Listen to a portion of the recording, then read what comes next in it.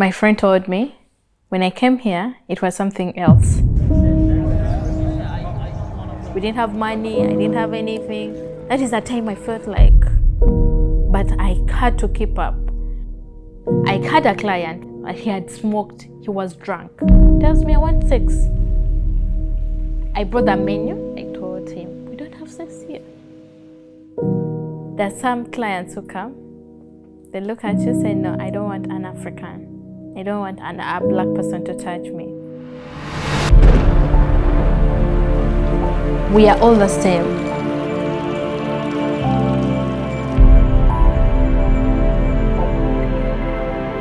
We are all the same regardless of anything.